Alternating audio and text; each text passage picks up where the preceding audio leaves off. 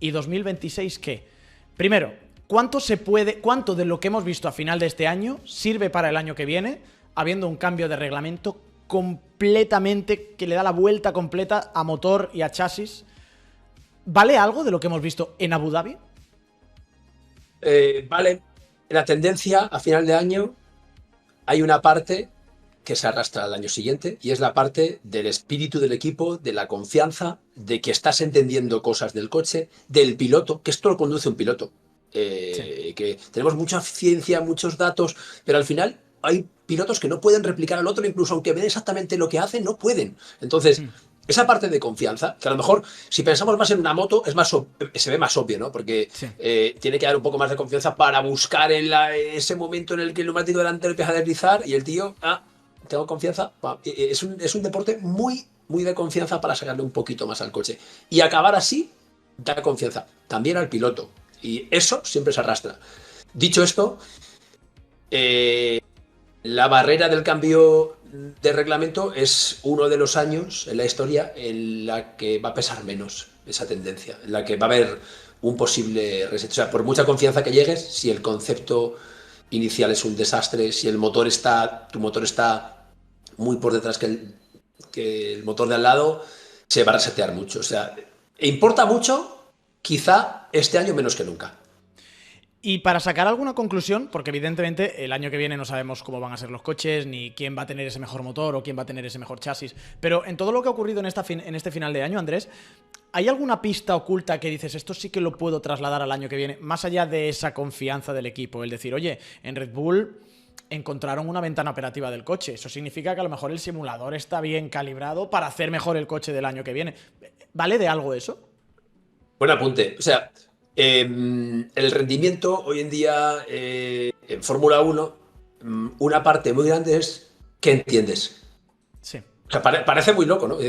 Porque la gente puede pensar, pero vamos a ver, si estás diseñando el coche, ¿cómo que qué entiendes? Si tú lo has diseñado tú.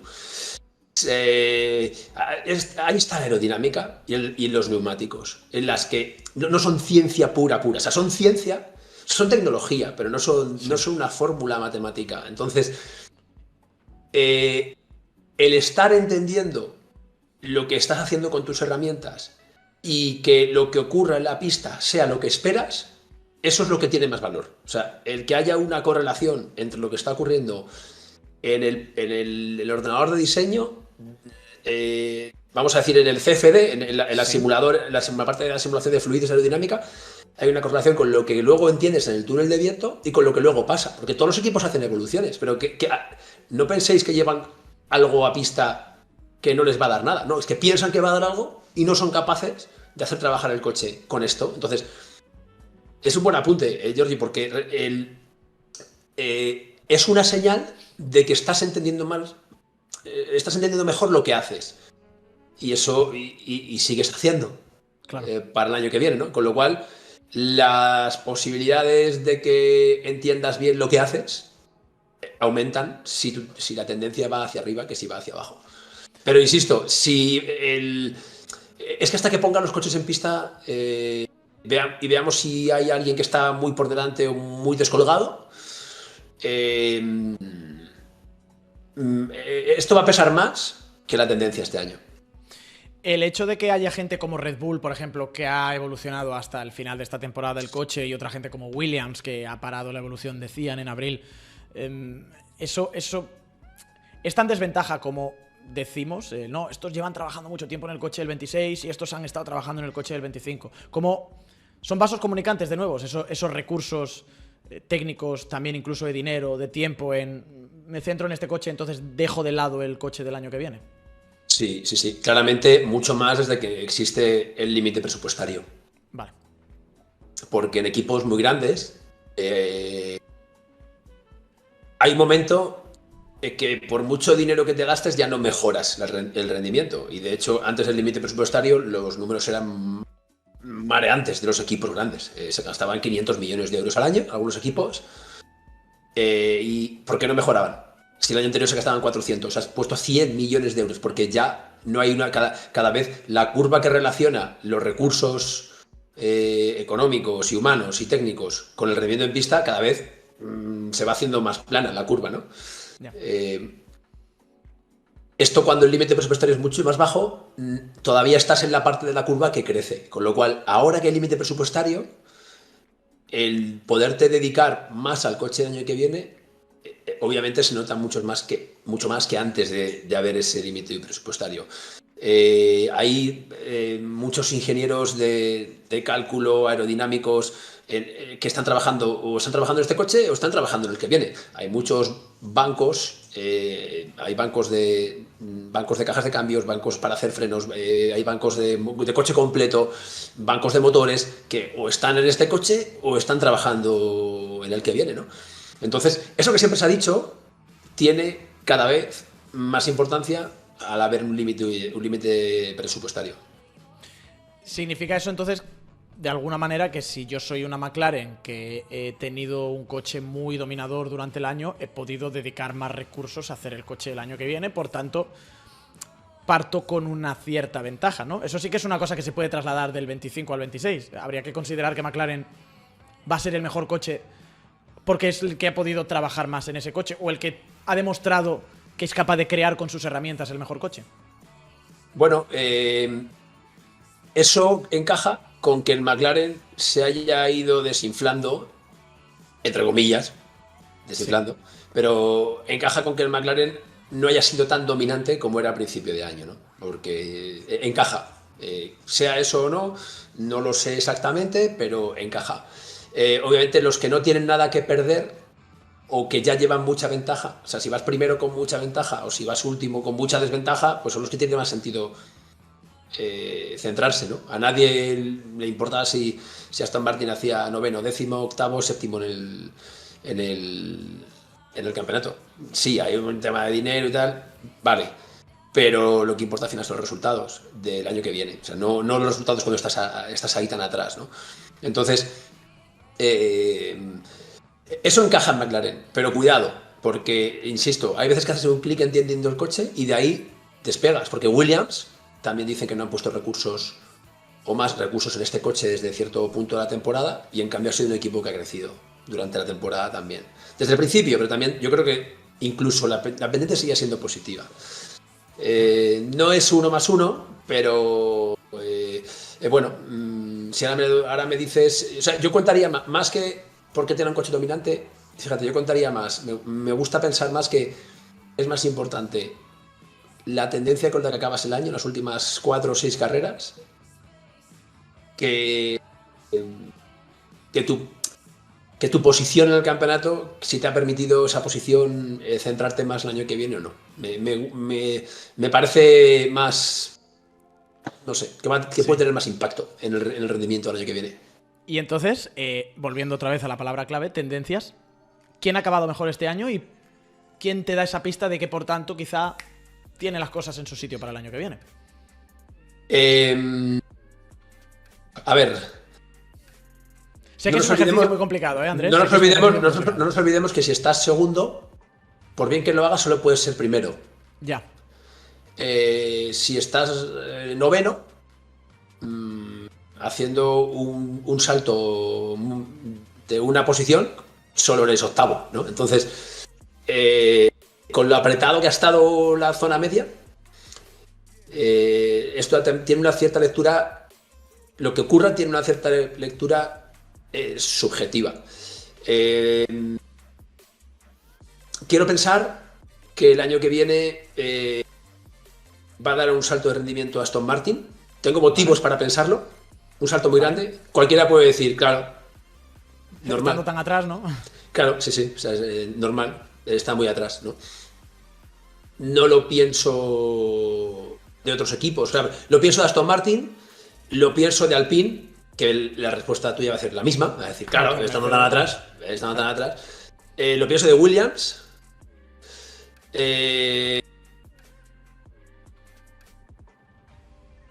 Y de los equipos de adelante me cuesta más verlo. No estoy seguro de los recursos que han puesto y cómo están. Yo creo que adelante no habrá mucho cambio. Que seguirán siendo los 3 equipos de arriba. Si me preguntas a mí, y es solo intuición, porque para que no me preguntes por qué, Creo que Mercedes va a pasar de ser un coche que este año algunas veces pueda subir al podio a ser un contendiente al título. Claro. No digo que vaya a dominar, pero claro. Un contendiente claro. Con coches igual un pelín más fáciles de entender, ¿no? Sin todo el efecto suelo que estos. Y de nuevo más basados en unidad de potencia, que es lo que es. Sobre todo más basados en unidad de potencia. Sobre todo más basados en unidad de potencia. O sea, el coche... Es que el concepto de Fórmula 1 que conocíamos se acabó. Sí. O sea, se ha roto con un concepto de Fórmula 1 que ha durado, no sé, 40 años, ¿no? O sea, la predominancia del rendimiento en Fórmula 1 ha sido absoluta de la aerodinámica en los últimos 20 años. Y si nos vamos otros 20 más atrás, sumaba también un poco el motor, porque había muchas diferencias de motores. En 2002 había unos motores que tenían 150 caballos más que otros. Esto se fue acercando y desde 2000, no sé, 6, 7, 8, 9, 10, 11, desde esos años era toda la aerodinámica. Ahora vuelve el motor a predominar mucho y sobre todo el software, la gestión de la energía de la parte eléctrica. Van a mirar a la Fórmula E. Van a mirar a la Fórmula E. Bueno, es que se va a parecer mucho. O sea, no va a tener nada que ver. O sea, te voy a dar un dato. Un dato. Para tener el titular, que siempre digo, no te lo quiero dar. Los coches van a hacer la velocidad de punta a mitad de la recta. Y luego van a empezar a caer de velocidad. Qué barbaridad. Eso es Fórmula E. O sea, eso es Fórmula E desde el año 2014 que existe. Eso es lo que hace Fórmula E. ¿Cómo que por qué? Pues porque se acaba la energía. Entonces, las carreras de Fórmula 1 como las entendíamos, de acelerar, que corre más, adelantas por punta de velocidad y luego en la frenada, eso se ha acabado. Se acabó. Eso ya no va a ser así. O sea, esto de que... No sé si la gente lo entiende aún. Yo creo que los medios tenéis o tenemos, se me va a incluir, venga, una responsabilidad en hacer llegar el mensaje de lo que va a ser ahora la Fórmula 1. La mitad de la potencia va a venir de la batería, sí, pero esa batería va a durar un 30% del tiempo que aceleras la vuelta. He dicho un 30% a voleo, pero muy poco, muy poco. O sea, no hay batería para ir acelerando todo el rato, solo un poquito. Es una batería con mucha potencia y con muy poca capacidad, poquísima. Entonces, eso es que las carreras son totalmente diferentes. ¿Va a haber aerodinámica móvil? Sí, pero es que la van a tener todos. O sea, tú te pondrás en modo DRS si queremos, que es un Drag Reduction System, o sea, vas a reducir drag, pero lo va a reducir también el de adelante y el de atrás. O sea, ¿cómo vas a adelantar? Cuando tú gastes más energía en una recta que otro. Porque tu deployment de energía sea diferente, tu entrega de energía sea diferente que el coche de al lado. O te sacrifiques una parte de carrera. Va a ser un poco como la Fórmula E. Un coches que van a ir para adelante en un momento de la carrera y luego van a ir para atrás. Coches que van a ahorrar una sección y justo les pilla muy mejor después de haber un safety car. No es tanto como una Fórmula E porque la batería tiene muy poca capacidad. Toda la batería se vacía cada vuelta. No es como la Fórmula E que lo que guardas llega al final. No será así. No será así. Pero el concepto de cada vuelta va a ser así. Va a ser más de cómo se distribuye en las vueltas. Esa energía por cada vuelta. Yo no sé cómo van a ser las carreras de buenas. Yo personalmente tengo miedo. Los coches van a ser más lentos, no mucho más lentos. Me decía Drukovic el otro día, ahora voy a decir que acaba la temporada, que rodando con el Aston Martin de 2026 en el simulador en el Silverstone estaban en tiempos, simulador todavía, se han puesto los neumáticos en el suelo aún, cuidado. Sí. Que puede cambiar muchas cosas, pero estaban ya a 3 segundos de los tiempos de... De hecho me dijo a menos de 3 segundos, de los tiempos de 2000, o sea, de los coches de 2025. ¿En Race Team o en Quali? En Quali. Vale. Pero en Silverstone, En Silverstone hay mucha menos carga. Hay mucha menos carga. En Silverstone hay toda la primera parte, hay unas curvas enlazadas a 200 y muchísimo, o sea, Silverstone es un circuito que tiene muchísimo impacto la carga, ¿no? A mí, no sé si las carreras van a ser buenas, lo pueden ser. El concepto como Fórmula 1 no me gusta. O sea, las carreras de Fórmula E considero que son muy buenas de ver como carrera, ¿eh? Sí. Es una carrera muy interesante de ver. El concepto puro de motorsport no está allí. A mí me gusta el concepto de motorsport. Y en Fórmula 1, o sea, el motorsport puro. Fórmula 1 lo va a perder. Totalmente. Alguien te dirá, bueno, ahora ya también hacen juego de guardarse por los neumáticos o por la gasolina o lo que es añadir un elemento más de gestión. Los neumáticos siempre ha habido que gestionarlos. O sea, que obviamente cuando había dos fabricantes se cuidaban de que se degradara lo menos posible y ahora Pirelli hace lo que le da la gana, pero no hay competencia, hace lo que le pide un poquito el promotor que ocurra, ¿no? Con los neumáticos. Pero siempre ha estado ahí. Hay uno que dice en el chat, un V10 a 12.000. No, no, no. A 20.000. Giraban a 20.000. O sea, a 20.000. A 12.000 no. A 20.000 giraban los motores más que giraban más rápido. No sé qué año. 2003, 2004, ¿no? En esa época. Sí, y cajas de cambio que la usaban para la clasificación y luego la tiraban, que te duraba 3 vueltas la caja de cambios. O sea, es un cambio absoluto. Es un cambio grande. Se jugaba más a la fiabilidad. Bueno, claro. O sea, yo creo que esta tendencia de los últimos 20 años ha sido perder esa pureza. Este año es un escalón en la tendencia más grande. Claro, 3 segundos en quali, en un Silverstone, que tampoco es un sitio donde no tienes mucho para regenerar. No lo veo ni tan mal. Yo creo que el gran miedo, Andrés, vendrá en ritmo de carrera. ¿Cómo de lentos van a ser en ritmo de carrera? Mucho más. No son esos 3 segundos por vuelta. No, bueno, ahora tampoco son 3, ¿eh? Con los depósitos llenos y gestionando neumáticos. Claro, pero comparativamente hablando de ritmo de carrera 25 a ritmo de carrera 26, va a haber otro salto. Quizá incluso más grande entre carrera y quali que lo que hay ahora. Pero, o sea, ¿qué tiempo fue clasificación en Abu Dhabi? ¿Lo recuerdas? 20... Te lo digo ahora mismo porque lo tengo por aquí apuntado. Gran Premio de Abu Dhabi, la pole de Verstappen, cualquiera de las 2 vueltas que hizo que le valdría para pole, fue un 1.22.8. En el primer stint estaban rodando en 30. Sí, son 7 segundos, es una pasada. Cuidado, ¿eh? O sea que va a ser aún más grande, pero que tampoco, o sea, que cuando pones 100 kilos... O sea, va a ser mucho más lento, pero hay una compensación, porque también van a llevar menos gasolina al tener una parte eléctrica importante. Entonces, hay una parte que se va a compensar por la gasolina y van a tener mucha menos drag. Entonces, yo creo que esa brecha se irá cerrando, pero no vamos a ver coches 15 segundos más lentos en la carrera. Que ahora ya lo son 8. Si hacemos toda la media del campeonato, podríamos hacer una media seguramente de fácilmente unos cerca de 2 segundos por kilómetro, que es una salvajada, 2 segundos por kilómetro. De quali a carrera. No creo que sean 4 segundos por kilómetro, serán 2,5. Aún así, te voy a decir una cosa, Andrés, y no quiero, o sea, bueno, no sé cuánto tiempo tienes tú, yo quiero estar hablando toda la vida. Tenemos que ir luego con Fórmula E, recordemos, pero no quiero dejar escapar este tema. Hay algo que no sé si estaréis de acuerdo conmigo en el chat, y no sé si tú estarás de acuerdo también, Andrés. Me da igual la velocidad de los coches, me da exactamente igual. Lo que quiero es que sean buenas carreras y que haya lucha. Y no sé, o sea, miedo al año que viene, sí, porque a lo mejor es una cosa muy diferente, sí. Pero si genera más lucha, más variabilidad, diferentes estrategias, más herramientas de alguna forma para que el piloto vuelva a marcar la diferencia, aunque sea ahora pensando y gestionando la energía. A mí eso me convence, ¿eh? A mí también. Creo que las carreras, lo que son las carreras, cuanto más rápido es el coche y más dependiente de la aerodinámica, son peores. Peor.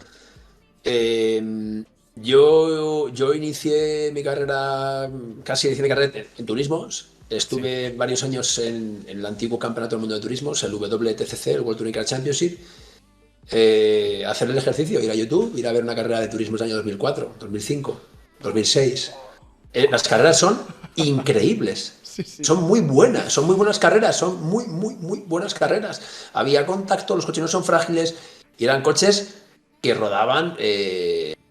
O sea, mira, para haceros unos datos, en Barcelona, hacíamos 1.56 en Montmeló, ya con las chicanes. 1.56. Un GT ahora hace 1.45, un GT. Y un Fórmula 1, no hago el tiempo en Barcelona ahora. Bueno, ahora ya han quitado la chicane, pero con la chicane son, no sé, o sea, 40 segundos más lento. Las carreras son buenísimas, por muchos motivos. Primero porque cuando las frenadas... Cuando tienes mucha carga aerodinámica, las frenadas duran poco. Y las frenadas es donde se adelanta. Sí. Si la frenada tú la haces en 60 metros, la diferencia para frenar más tarde que te hace falta, que a lo mejor son 10 metros o 15, es un 25% los metros de frenada. No hay forma. Si la frenada es como... el mejor ejemplo es la moto, que la frenada dura 150 metros, pues todos esos 15 metros son un 10%. más tarde, ¿no? Entonces, es que los coches no sean tan rápidos, no es que no me importe, es que creo que es mejor. O sea, además, incluso tú cuando ves un coche en el circuito, es que te da igual que vaya a 300 que a 400, que a 220. Si lo importante son las carreras, que sean buenas carreras, que premien a los pilotos, que haya pocas diferencias entre equipos y que permitan también llegar a final de año a, que es lo que nos gusta a los aficionados, con varios pilotos y o coches con posibilidades. Te tiro la última y pasamos ya al resumen de Fórmula E. ¿Tanto cambio te da miedo, te da en la nariz, te dan tus contactos que puedan volver a romper la baraja y que haya otro 2014? Alguien que como Mercedes por unidad de potencia saque muchísima distancia. Y además sabemos una cosa, Andrés, jodida la aerodinámica, pero más todavía el motor. El que gana ventaja de motor le dura 10 años, el de aerodinámica le dura 3, se ha visto con Red Bull. Puede pasar. O sea, no digo que vaya a pasar, pero hay más papeletas que nunca. Hay más papeletas que en los últimos 10 años de que ocurra. Ojalá no. Más que en 2014 incluso. Yo creo que sí, pero es que el 2014 el cambio no fue tan grande. O sea, hubo un cambio, obviamente. Turbo híbrido, sí. Sí, pero es un motor de combustión. Sí, vale, había cambio, pero es que ahora las carreras son diferentes. Sí, antes las carreras eran iguales. Las carreras han sido las mismas pre-2014. Claro, ahora te quitan la mitad de potencia y te la ponen eléctrica. No ha pasado eso antes. ¿Dónde está la clave, Andrés, de estas unidades de potencia nuevas? ¿En el motor de combustión, que sea fuerte? ¿En el software que controla la energía? ¿En las baterías? ¿En la MGUK? ¿Dónde está? Yo creo que hay una parte importante en cómo o cuánto recuperas de energía sin impactar mucho en el neumático. Y esto es un problema que hemos tenido siempre en Fórmula E. Tú ¿vale? Cuando la energía la recupera Fernando, sí.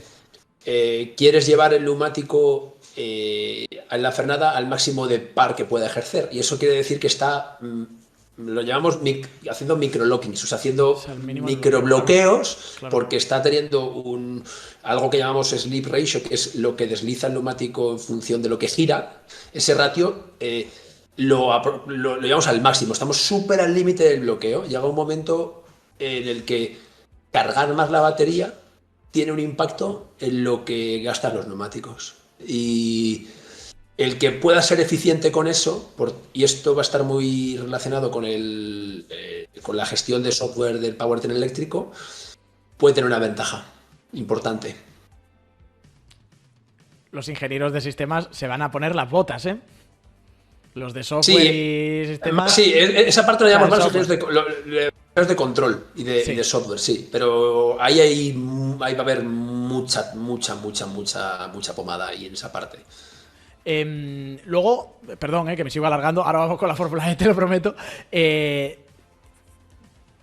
Simulación cada vez más importante, ¿no? O sea, por ejemplo, la mayoría de fichajes que ha hecho Adrian Newey en Aston ha sido ingenieros de simulación de dinámica de vehículos, para CFD, para simulador. Imagino que al ser un cambio de reglamento tan grande, el que tenga esa parte de simulación tan controlada, sin poner el coche en pista, ya sale con medio cuerpo de ventaja.